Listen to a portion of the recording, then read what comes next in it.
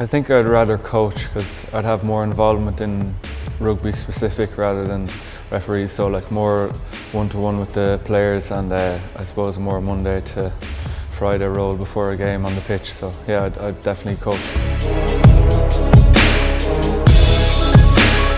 I think seeing as the Lions have won a Test series, but and Ireland have never won a World Cup, I'd potentially like to win a World Cup, be the first, be on that first team that won a World Cup. So, but obviously the Lions is the pinnacle of rugby. So to whitewash a Lions series would also be unbelievable.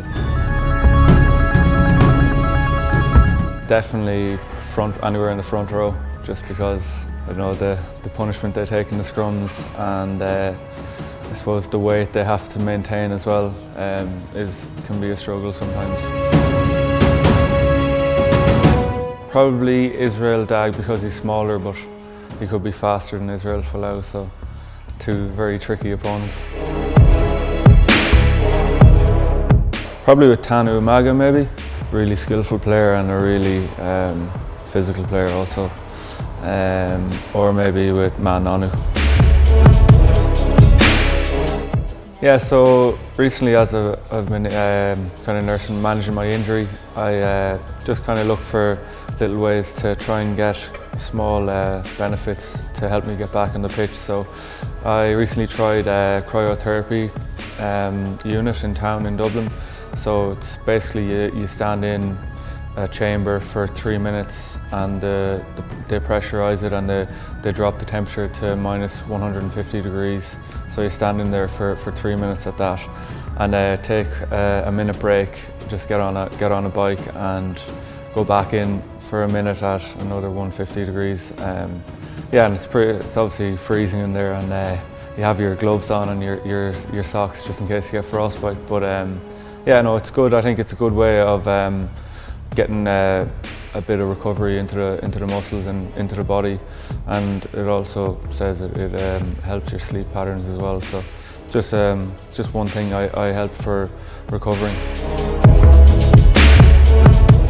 Yeah, I've only done 2 sessions now, but I plan to do like one every week for the next 6 weeks until I'm back on the pitch. So yeah, I've certainly I felt better this week after my second session. So I'll probably keep doing it in the future when I get back on the pitch as well.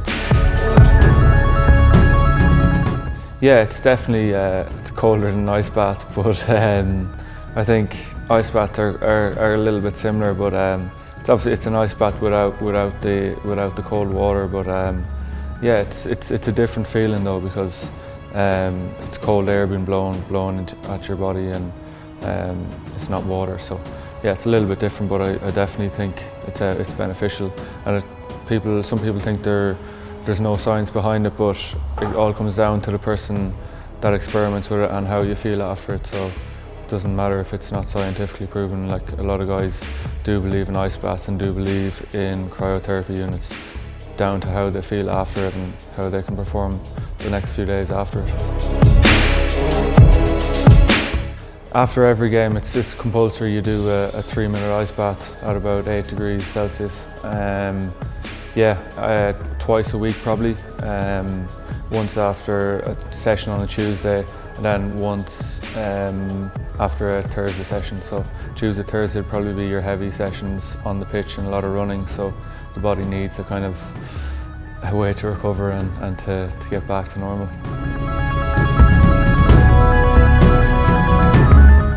Wearing kind of thermals and compression type of skins help you. Also, yeah, just getting on a bike and doing kind of in between session or the day after a game, just getting the body moving again, getting a bit of blood flow.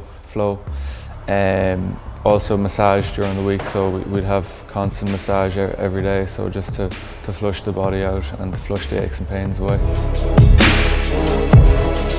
Yeah, definitely I suppose your nutrition and getting back into putting stuff back into your body from what you've lost in the session, and refueling your body is a massive part of the game. Us in Leinster and in the Irish camp, we we have a ready-made protein shake for us after each session, after each gym session. So we have it's basically there on a plate for us. So it's compulsory that you refuel and you stock up again.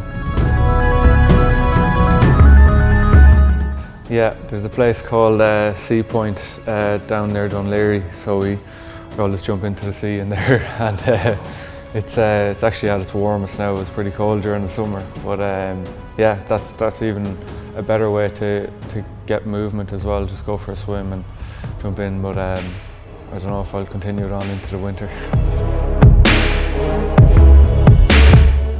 Yeah, so it's a big area of the sport, and I definitely believe in it.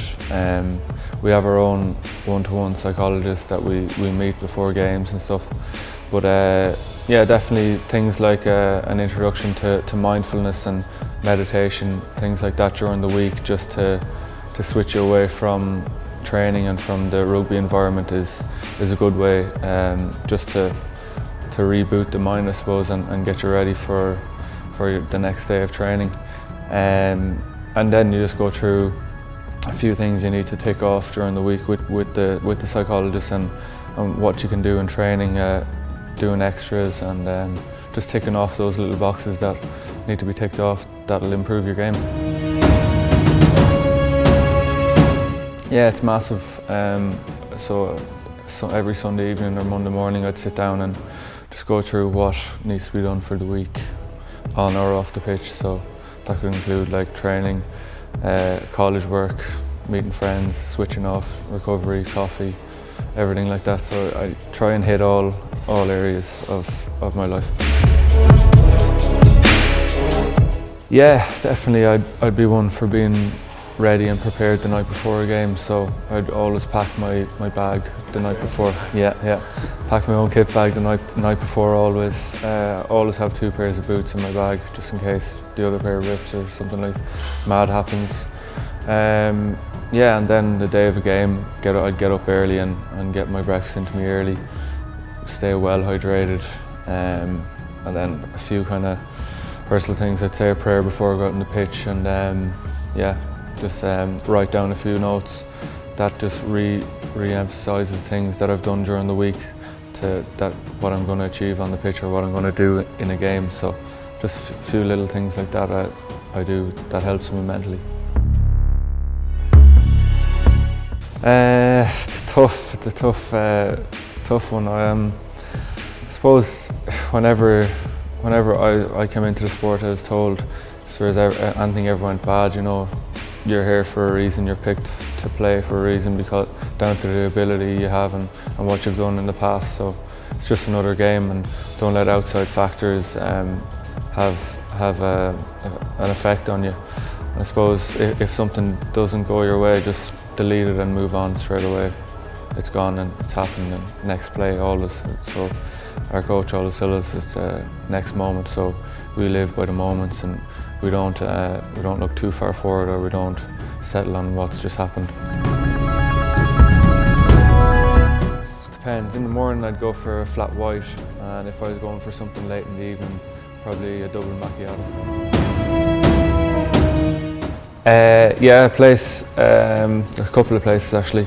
There's actually this drive-through coffee called Through the Green. It's really handy. It's about a 2-minute drive from training, so we just spin in there in the morning and have your coffee on the go. And a place out in Blackrock called Bear and Market is a place that I usually go to just switch off. It's like a 5-minute drive from my house or 10-minute walk, so it's actually nice to go down there on like a Sunday and just chill out. It's always good in like pre-season and when we're training really hard and when we're in a routine, but when you're playing games, it's obviously it changes a bit due to like traveling to different countries, and I suppose experiencing hotel food and different types of food is it's different. But yeah, we try to keep a kind of 90% good, 10% bad, or like indulge in your treats in the 10%. So yeah, we don't spoil ourselves, but we definitely reward ourselves after a game. After a game, definitely like a pizza, always, or like a burger or something, just to, I suppose, give myself that little treat. But yeah, I suppose you work for it during the week, and then after a game, you feel like you've earned it.